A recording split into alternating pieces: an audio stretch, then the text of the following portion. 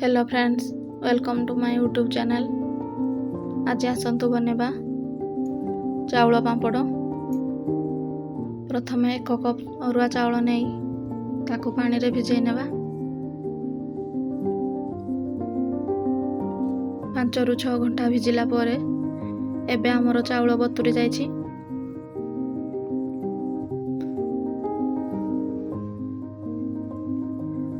एबे ताकू grinding jar रे दे देबा।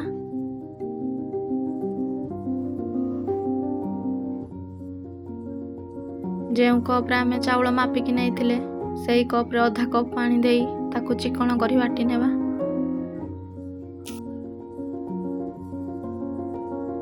एबे मो चाउल को चिकण करी बाटी नहीं छी।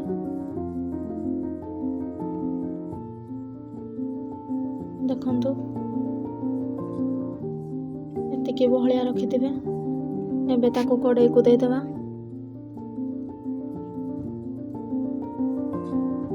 ध्यान देबे जो कप रे आमे चाउल मापिकी नहीं थिले सेई कप रे 8 कप पानी देबा।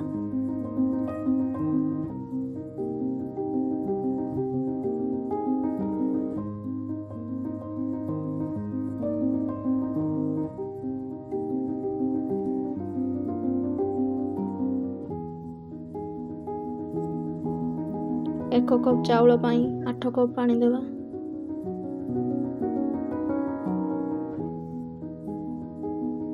सेथिरे अल्प लुण पकाइबा, जीरा गुंड, धला राशि,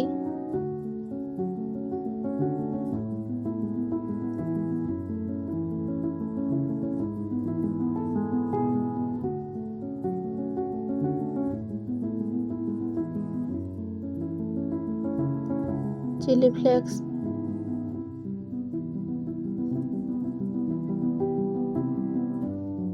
गोलमरिच गुंड पकाई ताको भल भाव रे गोळाई नेबा।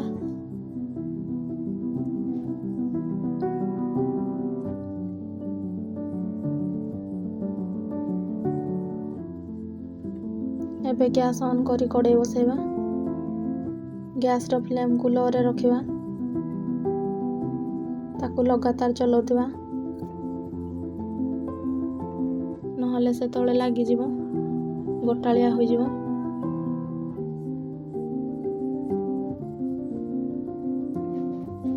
ताको भली लगातार चलाउथिबे।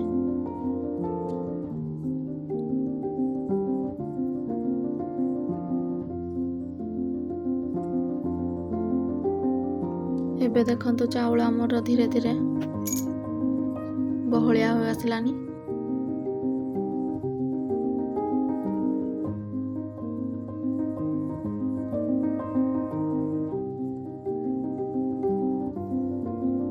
ताको आउ किछि समय पाई एई भले गोळेबा।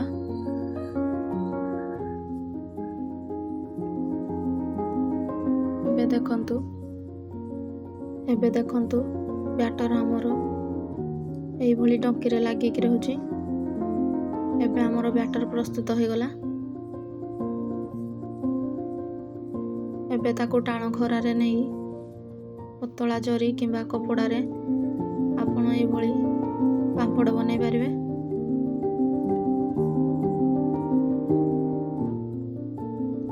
पापड़ सुखिबा पई 1 दिन किंबा 2 दिन लागिबो। टाण खरा थिले से गोटे दिन रे सुखि जिवो।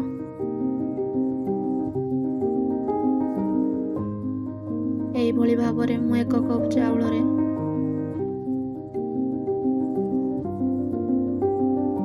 80 पापड़ तैयारी करिछि।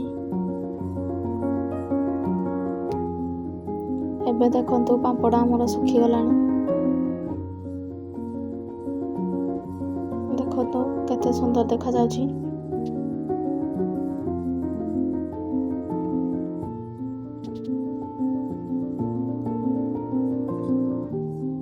देखंतु पापड़ केते सुंदर होइछि।